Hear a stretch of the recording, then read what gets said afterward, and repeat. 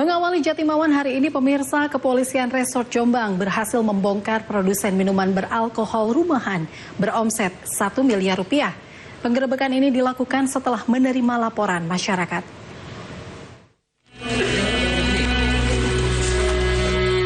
Petugas Kepolisian Resort Jombang langsung menggerebek dapur rumah yang ditempati Purnomo, 46 tahun, asal Dusun Sumberjo, Desa Jombok, Kecamatan Ngoro, Jombang, pada Kamis malam.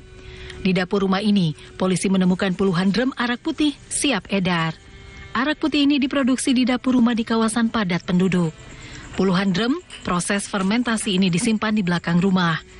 Saat ini, Polres Jombang melakukan pendalaman peran 2 orang yang terkait produksi minuman arak putih tersebut. Selain pemilik rumah, polisi juga mengamankan seorang pria bernama Joko Subagyo, 44 tahun, warga Desa Pundong, Kecamatan Diwe, Jombang. Polisi menaksir bahwa 2 pelaku produsen arak putih ini memiliki omset hingga mencapai 1 miliar rupiah. Berhasil menemukan home industry pengolahan arak di daerah Ngoro, Kabupaten Jombang. Ini kita temukan ada sekitar 46 drum, termasuk alat-alat yang digunakan untuk memproses fermentasi arak ini sendiri. Ini cukup banyak, sekitar 46 truk, dan kita akan proses sesuai ketentuan perundangan yang berlaku. Tersangkanya berapa orangnya? Saat ini kita mengamankan sekitar 2 orang dan masih akan terus dikembangkan kolaborasi dengan dari Satreskrim, Sat Narkoba, Sat Samapta, dan Polsek Ngoro sendiri. Seluruh barang bukti yang berada di dapur rumah langsung disita. Selain drum berisi fermentasi, polisi juga menyita ratusan botol air mineral dan bahan baku gula pasir seberat 2 kuintal. Hingga kini, polisi masih memeriksa para pelaku terkait peredaran dan jaringan distribusi minuman haram tersebut. Saiful Mualimin, CTV. Pemirsa, waspada dengan penipuan kredit kendaraan yang makin beragam.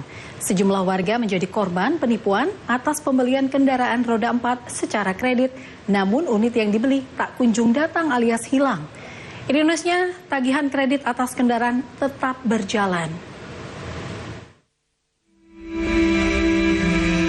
Waspada, aksi penipuan untuk pengajuan kredit mobil makin beragam. Sejumlah warga menjadi korban yang mengajukan kredit kendaraan roda 4, namun unit yang dipesan tak kunjung datang alias hilang. Ironisnya, tagihan terhadap kredit kendaraan yang tak pernah diterima ini tetap berjalan. Dian, seorang korban, mengaku kaget mendapat somasi dari salah satu bank swasta terkait tagihan pembelian 2 pickup yang masing-masing 6 juta rupiah per unitnya. Akibatnya korban pun meradang dengan tagihan 12 juta rupiah dari kendaraan yang tak pernah diterimanya. Dari keterangannya, pada November 2024 lalu, 2 wanita berinisial FI dan FN yang mengaku sebagai broker kredit mendatangi dan menawari korban untuk pengurusan kredit kendaraan di leasing. Dari kesepakatan itu, Dian pun membeli 2 pickup Isuzu Traga seharga 400 juta rupiah. Namun, unit yang diantar ke rumah korban justru dibawa seseorang yang mengaku suruhan FI dan FN dengan alasan pemasangan anti karat. 2 unit tersebut tak pernah kembali, hingga akhirnya muncul tagihan kredit berjalan.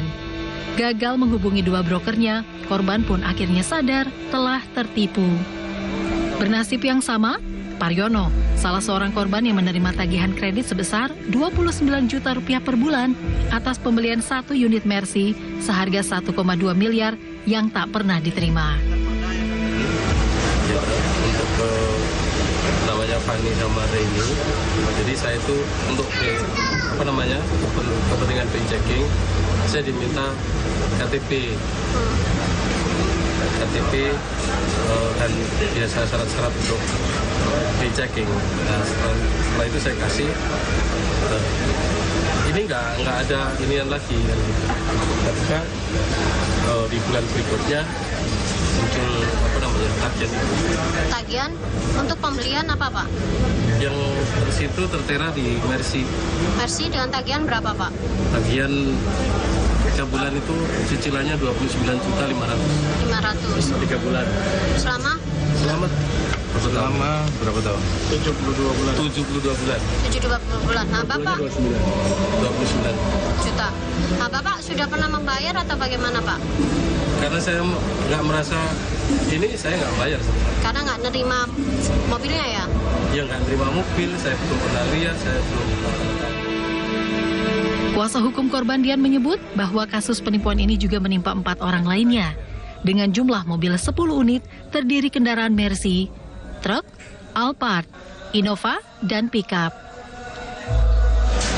Belakangan, setelah di-ACC oleh beberapa leasing, mobil atau unit-unit itu tidak kembali dan dibawa mereka. Sampai sekarang kita tanya di mana unitnya, di mana mobilnya, mereka tidak bisa dihubungi dan tidak kooperatif untuk menyerahkan ke kami dan tidak kooperatif untuk menyerahkan ke leasing. Ini kan menjadi masalah bagi klien kami karena angsuran itu sudah muncul dan nggak dibayar. Akibat dari aksi penipuan ini, para korban akan menghadapi persoalan pada Bank Indonesia atau BI Checking karena dinilai kreditur bermasalah. Kasus ini pun akhirnya dilaporkan ke Polrestabes Surabaya. Dewi Imratin, JTV.